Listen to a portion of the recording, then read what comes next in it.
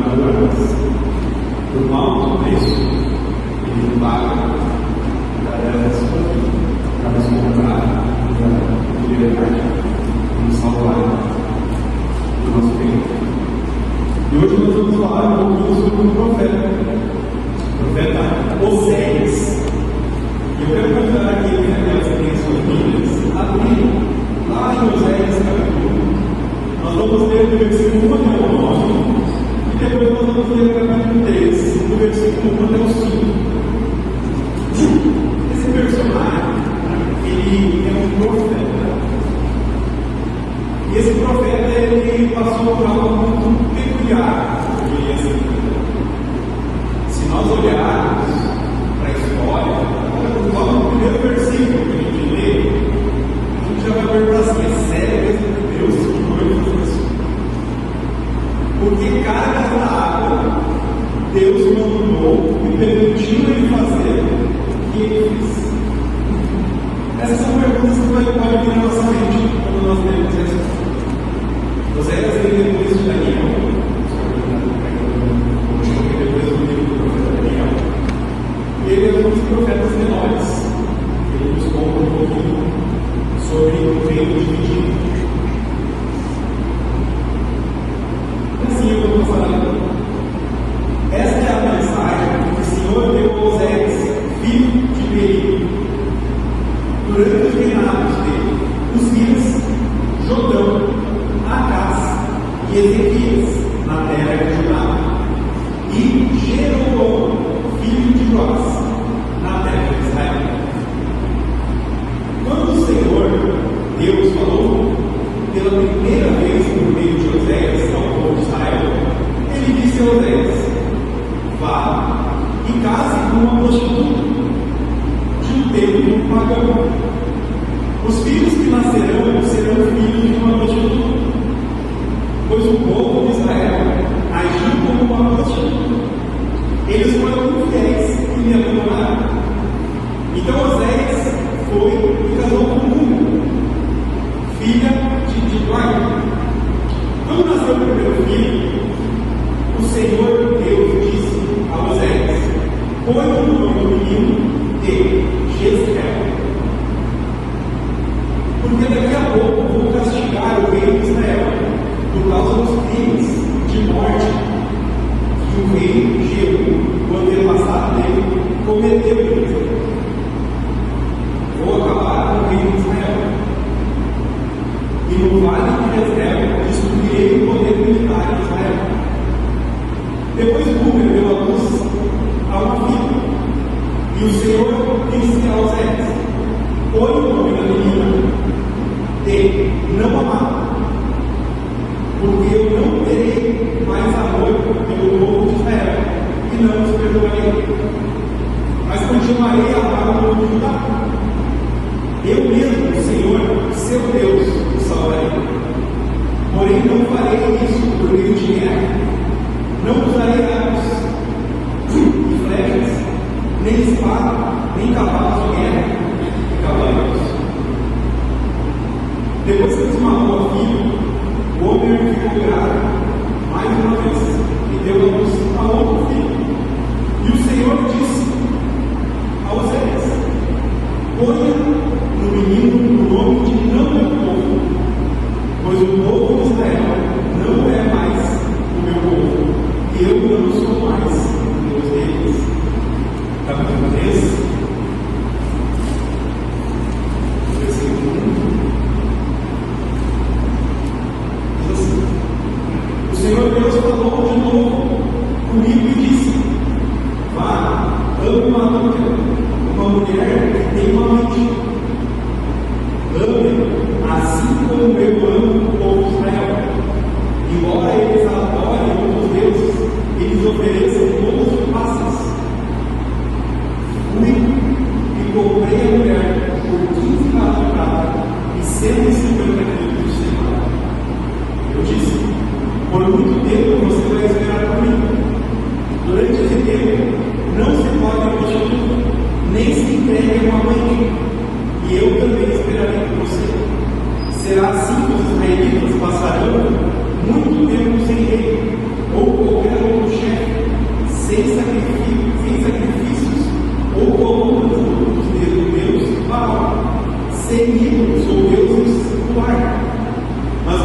tempo em que o povo de Israel voltará a adorar o Senhor, o Deus deles, e eles serão governados por um descendente do rei Davi.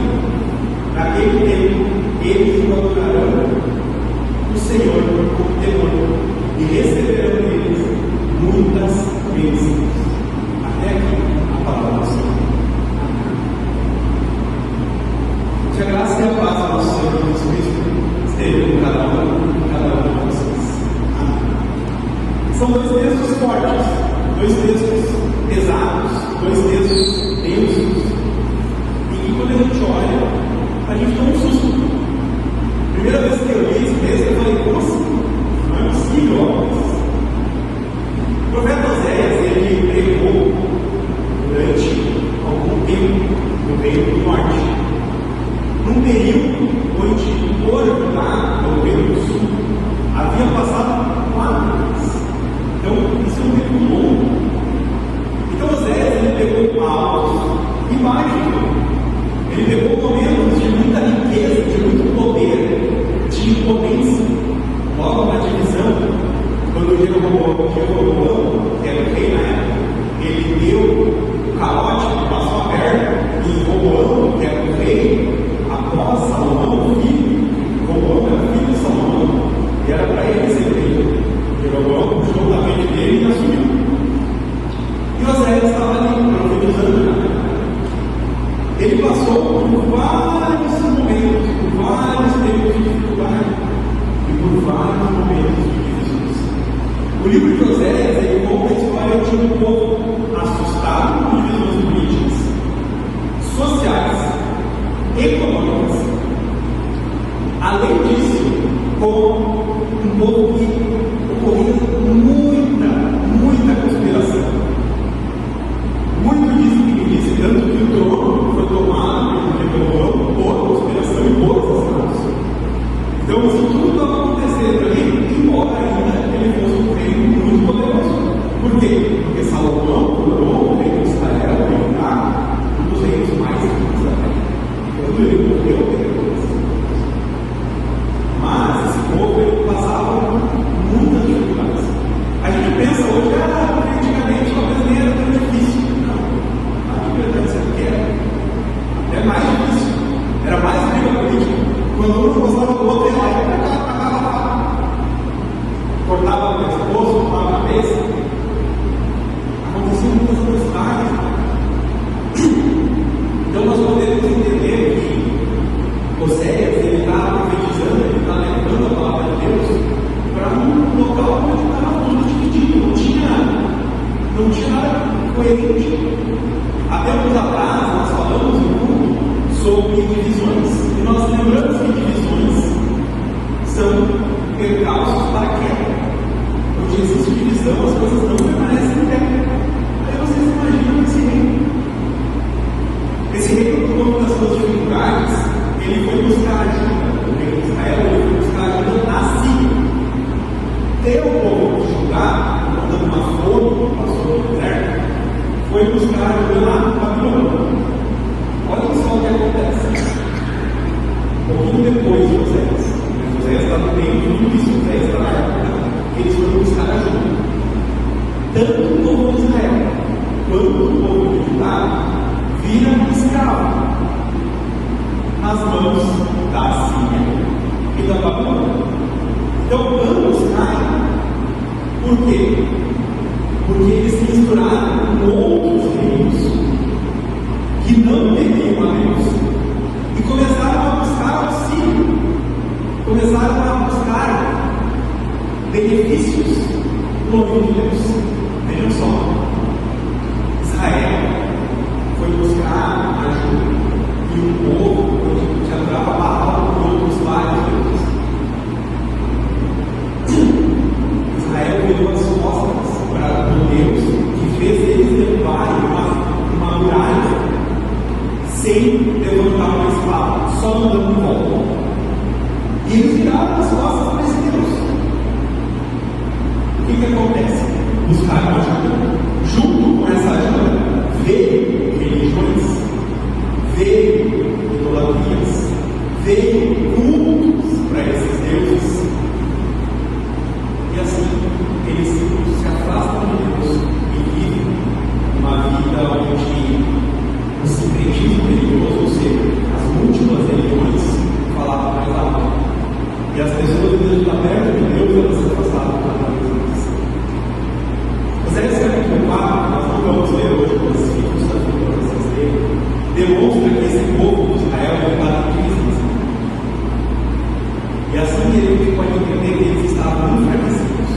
que eles estavam desnutridos, que eles estavam colapsados. Imagina você, no seu pior momento da sua vida, onde nem o seu emocional está bom. A gente fica meio perdido, sem saber o que fazer. E o povo lá assim. O povo que era próspero entrou em colapso e foi buscar soluções de Deus. Então Deus, sabendo do que estava acontecendo e de tudo que ia acontecer depois, ele chama esse homem, Oséias. Esse homem, ele era um profeta temente a Deus. E Deus fala assim para ele: vai e toma uma mulher prostituta. E aí ele coloca assim: prostituta cultual. O que é isso? Junto com essas religiões que foram entrando dentro de Israel, o reino de Deus, esse reino de Deus colocou o povo lá, entraram vários deuses. E um desses deuses era a deusa da fertilidade. Da fertilidade tanto pessoal quanto os grãos. Ou seja, os grãos, inclusive, eles precisavam de fertilidade. Para as pessoas terem filhos, elas precisavam de fertilidade. O que acontecia? Orgias. Orgias eram organizadas em templos onde existiam muitas mulheres que entregavam seus corpos, homens que entregavam seus corpos como sacerdotes cultuais. E as pessoas elas iam até esses templos para entregar aquilo que elas tinham por conta do desejo da fertilidade e do desenvolvimento pessoal. E Deus mandou Oséias tomar como esposa uma mulher dessas, que era uma sacerdotisa do tempo desses. E aqui a gente pode perguntar: como assim um homem íntegro, temente a Deus, profeta do Senhor, é ordenado a casar com uma mulher impura, indigna, infiel? Quem de nós aceitaria mulher casar com um homem que se vende, homem casar com uma mulher que se vende? Como que seria isso? É algo pesado, mas a Bíblia não usa. Oséias, temente a Deus, ele vai. E o texto bíblico ele nos relata que eles tiveram 3 filhos. Um filho, que é esse Jezreel, ele é chamado nas Bíblias de chassi, de morte. Chassi. A segunda, que é a não amada, ela é chamada de desfavorecida. Só que é interessante, esse que é chamado de Jezreel, chassi, ele é o único que é filho de Oséias. Essa não amada, ela não é filho de Oséias. A Bíblia nos diz, e os estudiosos eles acreditam que foi fruto de uma traição, talvez espiritual ou só uma traição. O terceiro filho é chamado de não meu povo. Por quê?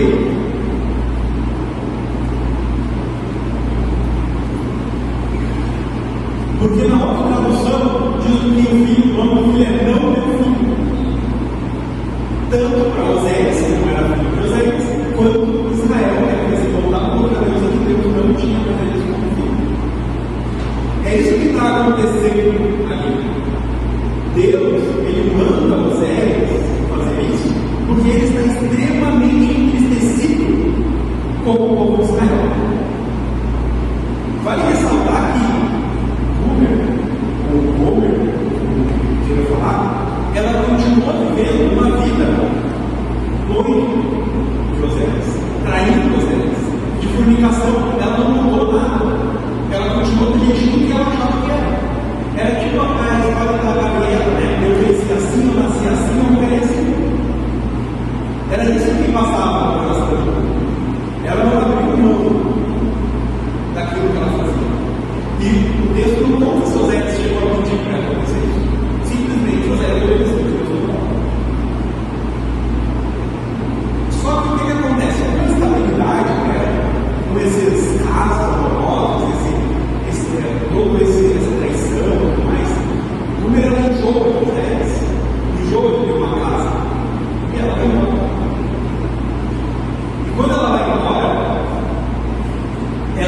abandona e vira as costas para o seu marido e deixa os filhos.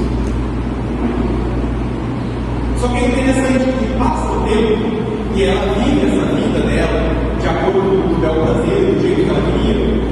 E aí, um belo dia, Oséias estava passeando pela cidade. E Oséias ia passeando, parava numa banquinha, olhava, parava em outra, comprava o que precisava, pegava umas frutinhas, ia caminhando, e aí, quando vê, Oséias está indo de cara com uma mulher, numa gaiola, uma mulher presa, pronta para ser vendida como escrava. Essa mulher, provavelmente machucada, esquartejada, estancada ali, cicatriz, com sangue, esquartejada porque ela foi cortada, mas tinha apanhado, provavelmente com os cabelos sem fazer, não tinha passado um treinozinho, não tinha lavado os cabelos, provavelmente fazia tempo, algemada, provavelmente caiu no chão, porque não tinha força para ficar em pé, porque ela estava descobrindo. E aí Oséias olha e pensa assim, nossa, mas parece que eu conheço. E aí Deus fala para Oséias, onde estava? E Deus fala para Oséias, vai e toma novamente uma mulher fiel. Aquela mulher que traía Oséias, que provavelmente teve 2 filhos, que não era dele, que havia fugido dele, e embora, estava ali, na frente de Deus. E o que Oséias faz? Ele repudia? Ele obedece aquilo que Deus ordenou. Oséias vai, pega 15 pedaços de prata, mais 150 quilos de cevada, e se nós formos fazer um cálculo hoje, dá mais ou menos 10 mil reais. E ele compra a mulher. E aqui é um ponto específico. Ele compra a mulher não para machucar ela, para se vingar por aquilo que ela tinha. Ele compra e ele vai comigo até a minha casa. E ele dá vestes novas para ela. Ele dá um banho nela. E ele fala para ela, agora você se guardará para mim. Você vai mudar sua vida. Você vai deixar de se prostituir. Você vai deixar de viver essa vida do jeito que você vivia. Você não vai mais para aquele tempo. Você não vai mais ser aquilo que você era. E nós vamos ficar juntos. E eu vou me guardar para você. E assim existe um período de restauração com Oséias. Nós não sabemos ainda se Rúben permaneceu com Oséias. Muitos dizem que sim. A grande questão é Oséias, ele pagou um alto preço por uma mulher que já era dele. Ele já havia casado. Ele sabia que ela era mulher dele.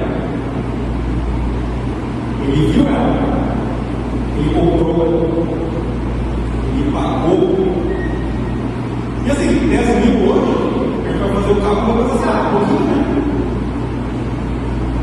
Mas será que na época era? Oséias levou esse dinheiro e foi ao encontro e abraçou ela. E pensando nesse panorama todo, eu quero fazer 2 perguntas para vocês pensarem. Quem é essa mulher? Quem é essa escrava? Quem é essa prostituta? Hoje, na nossa realidade, no nosso dia a dia, essa é a pergunta. E a segunda pergunta é: quem Oséias representa no Antigo Testamento? Que se confirma, que se cuidava com a prostituta, com o fiel. Nós, durante a nossa série de pregações, nós vimos e falamos sobre diversos personagens. Nós falamos sobre Abraão, falamos sobre Isaac, sobre Jacó, sobre Ruth, Salomão, Ana, Jó, e hoje finalizamos ela com difícil ser fiéis a Deus. Nós vimos como é difícil conseguir seguir uma vida ao lado de Deus. Nós vimos como é difícil ter fé em momentos onde a gente acha que não existe mais esperança, e a gente acha que não existe mais lugar, quando nós estamos lá no fundo do poço e se cavar mais, chegando no centro da terra. Durante esse nosso tempo, nós percebemos como é esse relacionamento com Deus, e como nós sim somos da mesma forma do povo de Israel, e nós sim somos iguais em número. Nós buscamos apoios externos quando nós temos os nossos problemas. Nós entregamos a nossa vida para outras coisas. Nós cultuamos a outros deuses. Eu não tenho tempo de sair, eu não tenho tempo de orar, eu não tenho tempo de ler a Bíblia, eu não tenho tempo de falar com Deus, eu não tenho tempo de ir em culto, eu não tenho tempo de estudar a Bíblia, eu não tenho tempo de tratar minha família bem, eu não tenho que tratar minha família mal, para ser mais rápido as coisas. Eu rio de todo mundo mesmo, porque quem nós sabemos. É assim que nós vivemos a nossa vida. Nós criamos ídolos, colocamos no lugar de Deus.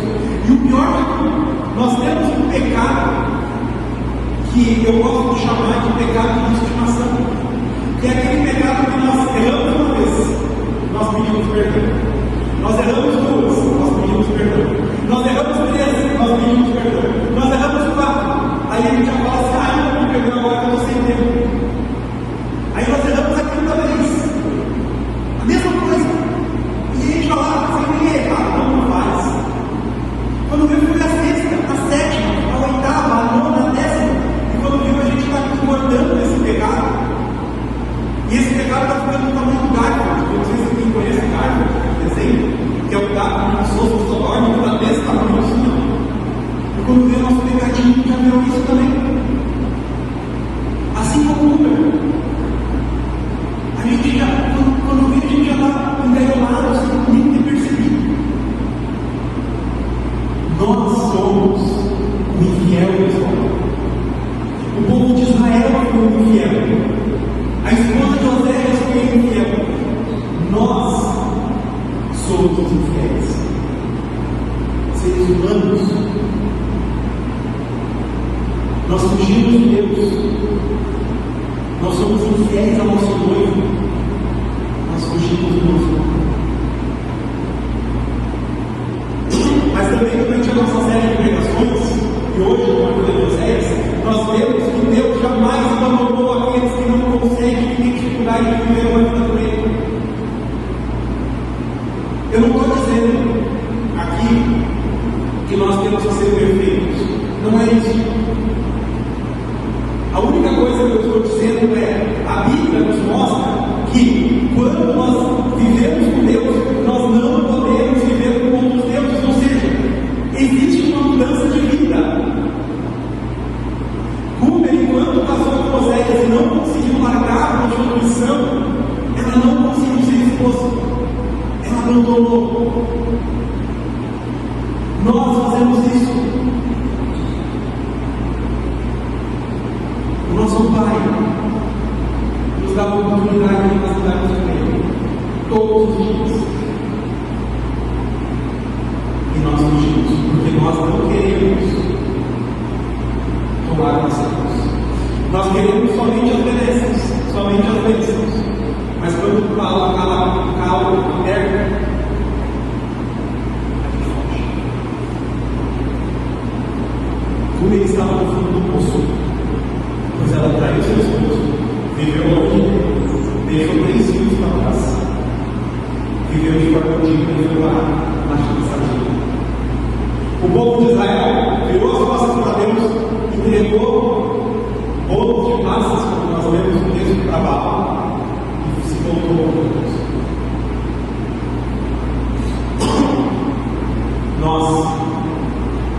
Nossas decisões fazem com que nós nos afastemos. O nosso pecado natural que o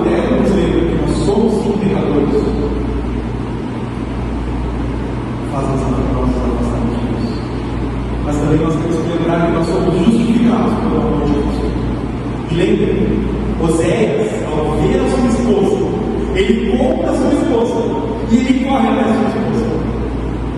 Sabe quem fez isso por você? Cristo. Jesus, ele veio até nós sabendo que nós éramos infiéis, sabendo que nós éramos pecadores e somos pecadores, sabendo que nós trairíamos Ele, trairíamos Deus constantemente. Mas lembre o que diz no versículo 7 do capítulo 1 de Oséias: Eu, o Senhor seu Deus, o salvarei, porém não farei isso por meio de guerra. Não usarei armas, não usarei cavalos, não usarei carros de guerra. Deus, Ele usa Cristo para pagar o preço da nossa vida. Assim como Oséias pagou o preço por sua esposa, Cristo pagou o alto preço por você e por mim.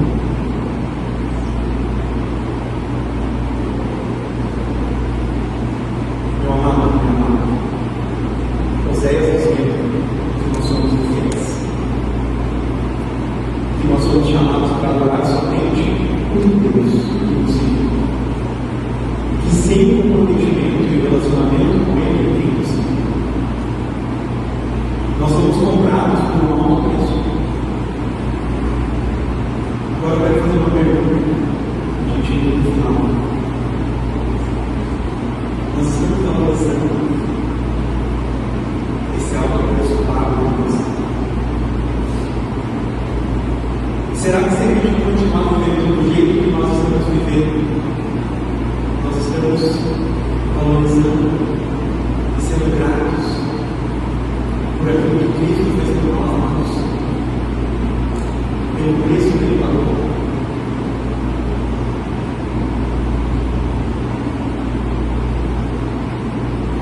Israel caiu para Síria, Judá caiu para Babilônia, Rúben estava sendo vendido como escravo.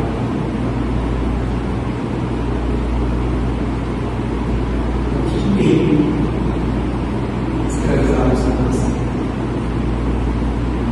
Qual mundo tem feito você se afastar de Deus? Essa pergunta eu não posso responder. Somente você pode responder. E somente você pode pedir ajuda para Deus. Porque o alto preço, a liberdade já foi dada. Só que nós mesmos, por causa do nosso pecado, nós nos escravizamos de coisas e esquecemos o preço que Cristo pagou por nós.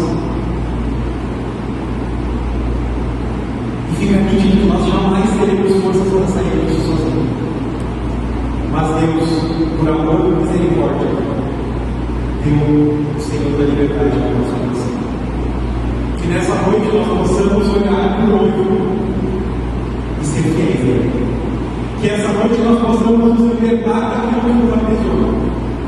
Que nessa noite nós possamos lembrar que foi pago um alto preço por você e por mim. E o alto preço que foi pago foi a própria vida de Cristo. O texto de Filipenses 2,7 vai nos lembrar que Cristo esvaziou-se de si mesmo e veio até nós. João 1 vai dizer: o Verbo se fez carne. E não sabemos como tudo isso teve morte de cruz, o alto preço pago. Mas no terceiro dia Ele ressuscitou, e Ele nos abraçou, e Ele nos deu vestes novas, nos lavou, nos limpou, e falou: você não está mais cativo. Assim como você falou para Rúben, Deus está falando para você: coloque o que lhe aprisionou aos pés da cruz de Cristo. Agora nós vamos para a Bíblia, e aproveite esse